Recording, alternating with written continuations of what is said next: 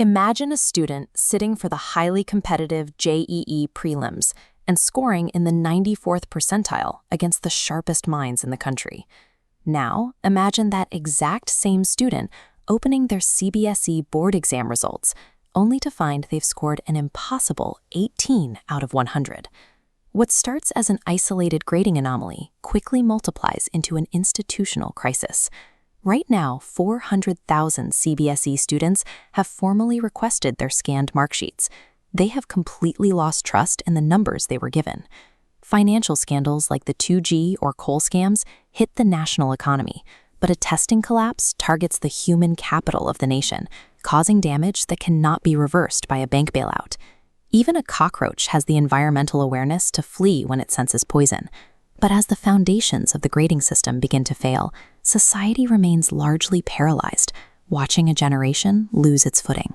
To understand exactly how the grading pipeline ruptured, we have to look under the hood of CBSE's new heavily promoted digital grading system, on-screen marking, or OSM. By enforcing an untested digital infrastructure over millions of test takers, a standardized evaluation meant to measure human merit mutated. For the teenagers sitting at these desks, earning a grade has been replaced by a chaotic, bureaucratic lottery. The collapse began in the boardroom. The CBSE's own governing body explicitly recommended running a pilot test of the OSM software across 22 regional offices.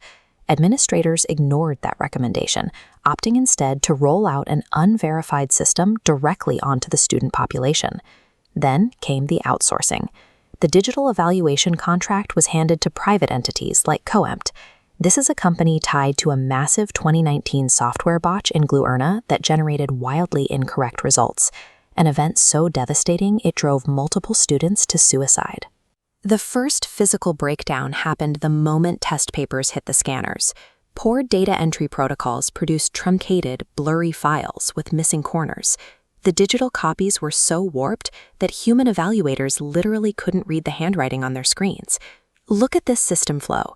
A physical test goes into the scanner, but because of cheap optics, it renders as pixelated static. Over 13,000 booklets became unreadable, immediately choking the pipeline and creating a massive manual checking backlog. The evaluators handling this backlog were set up to fail. They were handed glitchy software with logit issues and given zero effective training. To make matters worse, management explicitly instructed teachers to prioritize grading speed over accuracy. The transition to digital evaluation did not eliminate human error.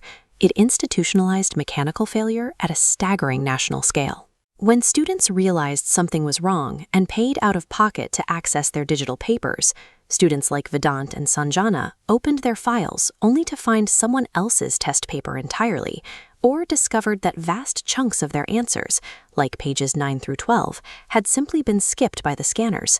As the grading system choked, the digital security of the platform imploded. A 19-year-old hacker managed to completely compromise the backend of the CBSE website, exposing the fragility of the entire operation. The technical vulnerability was amateur. Master passwords were hard-coded in the JavaScript. Anyone could extract administrative keys in plain text. Compounding this, there was no OTP step. A single person could easily manipulate a student's marks without triggering an alarm. The final collapse arrived when desperate students flooded the portal to save their scores. The reevaluation websites clashed under the weight of the traffic, failing to process digital payments and refusing to let users download their scanned copies. Every crashed server and corrupted file proves the same point. The CBSE built a deeply flawed, unauditable black box of incompetence and packaged it to the public as high-tech transparency. Instead of hitting pause and recalling the faulty results, the administration chose deflection. The CBSE actually blamed the 13,000 unreadable scans on the students themselves, claiming the kids used light pens that the scanners couldn't read. They applied the exact same strategy to the cyber breach. Officials dismissed the hacked portal as a harmless sample site, while simultaneously scrambling behind the scenes to bring in IIT Madras to fix their broken tech infrastructure. The gaslighting quickly spilled into the socio-political arena.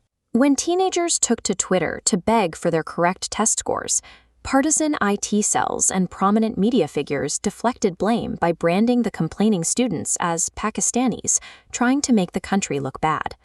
Millions of families are panicking over their children's ruined college prospects.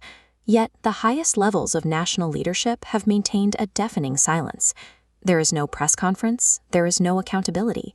And this chaos is not happening in a vacuum.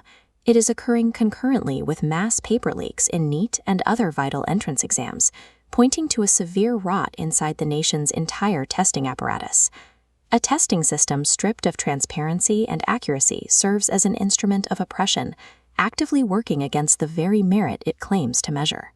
Until the government admits systemic fault, halts the current process, and subjects these testing agencies to a massive, transparent audit, society is willfully sacrificing its youth to an untreated institutional disease.